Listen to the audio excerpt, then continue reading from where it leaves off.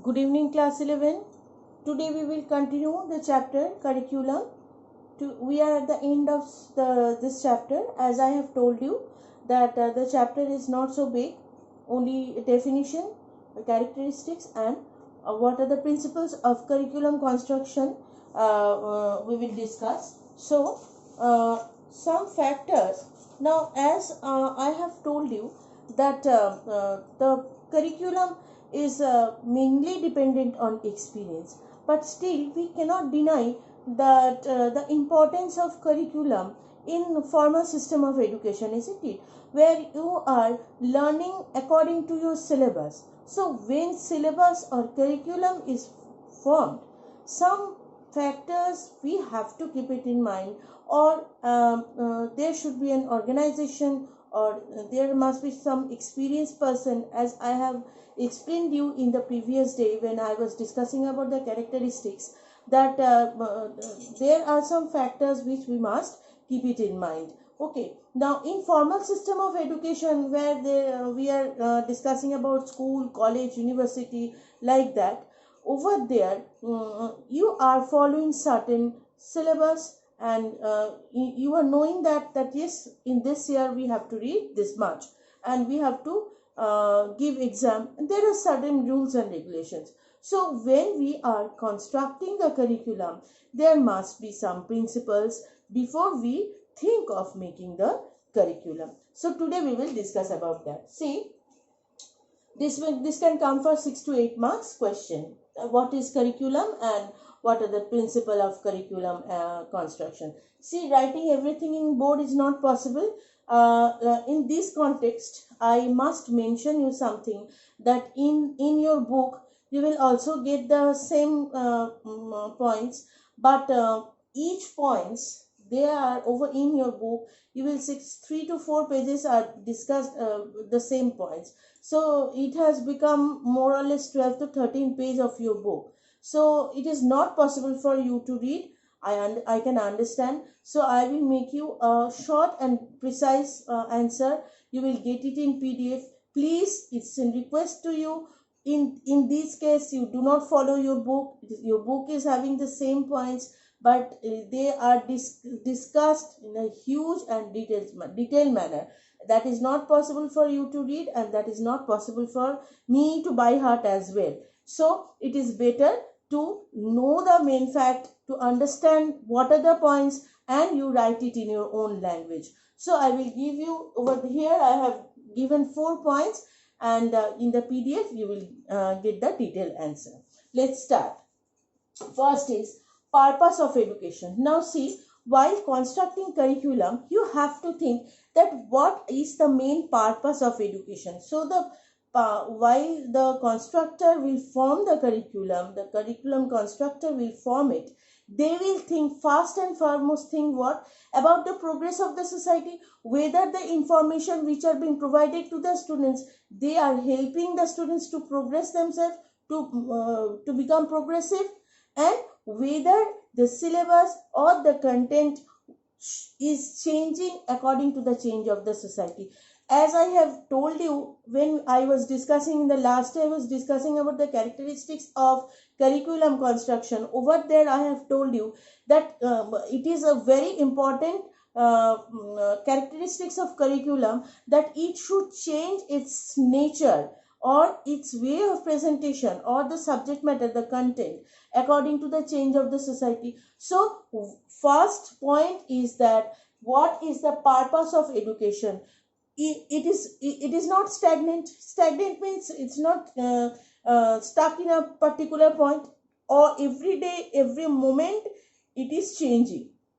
So while constructing the curriculum, first and foremost thing what we have to keep it in mind, the purpose of education, that is whether it is developing in nature or it is changing according to the change of the society. Second thing, what along with change and development, another 3 or 4 things we have to keep it in mind while in this staying in this century. It is a child centric education system, we all know. So we have to keep it in mind, the child's wish, will, its mind, its capacity, everything, isn't it? So understanding the need of the child is also equally important. So that is we are discussing in the second point, need and capacity of the child. See, while we are discussing everything centering the student, you are getting your opportunity to choose the subject, you are getting scope to talk, you are getting scope to speak out, isn't it? Everything is centered around yourself. So we, the teachers and the curriculum constructor, will keep it in mind that whether the syllabus which we are going to make or the curriculum which is going to be produced in front of the student, they are according to the need and capacity of the child or not. Suppose sometimes I can say that yes, that is my beyond of my capacity, means that cannot be done by me, I cannot do that. So I must know my need and capacity, and I must understand that what can I do and what I can't do. So depending on that, while I am the child, the constructor will think about me that whether what syllabus or curriculum I am framing, that is suitable for the particular age or not. It is also very important. Now see, in here when I will discuss in the when you will get the PDF, you will see that here the need and capacity of the students, two things I have written. One is need, another one is capacity. Why?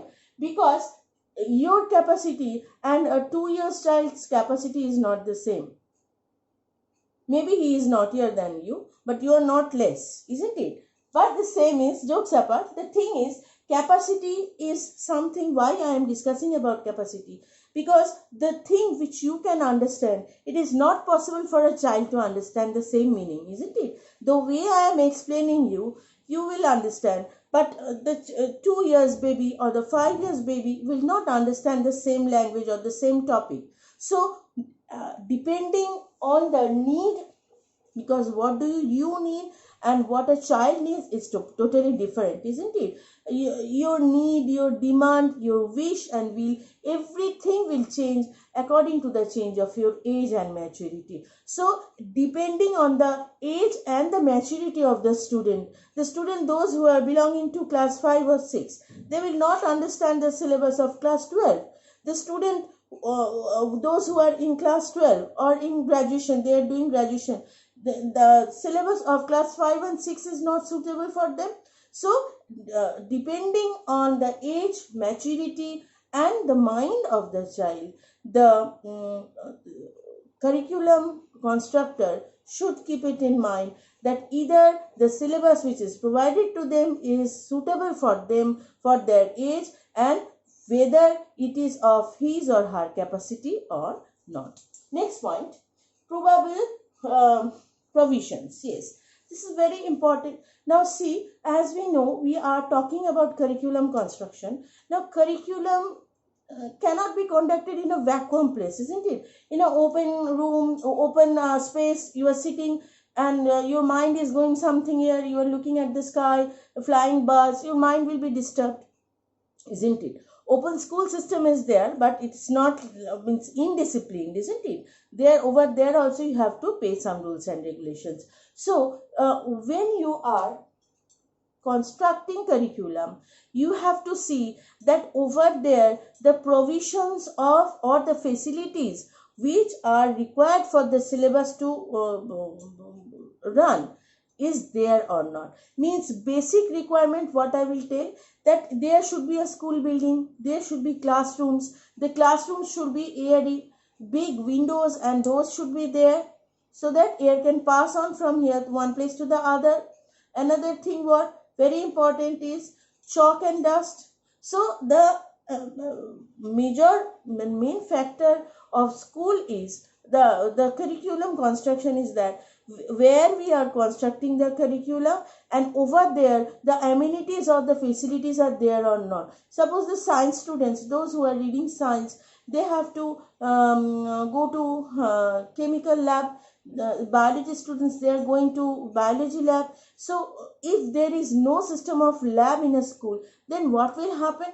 what will occur? They will not get the practical classes, they will not understand the practical utility, how to use, what should be the amount. Though they are reading it through the book, they are not getting practical classes, isn't it? So before constructing the curriculum, we have to see, the curriculum constructor will see whether the facilities and amenities are there in the particular area, like village area and urban and rural area. If we consider, in rural areas you will not get so much amenities what you are going to get in a urban city, isn't it? In a country, in a city, you are not going to get the same facility what you are getting in city, and in contrast with the village. So before constructing the curriculum constructor much look after about the factors of probability or provisions, means whether they are getting the amenities and the features over there or not. Last is finance. Now bearing finance is a big deal, means running a school is not so easy.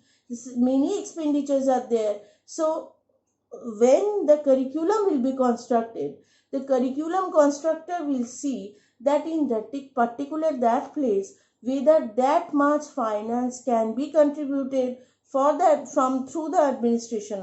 Maybe you are getting some help or not, you are getting some help, that is a separate issue. But enough financial provision over there is there means there you will get enough financial support or not, that will be seen, that will be looked after by the curriculum constructor. So these are the four major factors. Again I shall repeat: the purpose of education, whether it is developing in nature, changing according to the need of the society. Need and capacity, as I have told you, need means the need of the individual, and capacity will be decided according to the age. Probable provisions, whether the provisions are there or not, and finally the finance, whether the school can run throughout the year with keeping in mind the financial situation. So this is all about the chapter 7. Next day we will start with chapter 8, that is co-curricular activity. Now what are the questions, what are the probable questions I have discussed in this chapter? You will get everything in the PDF. Thank you.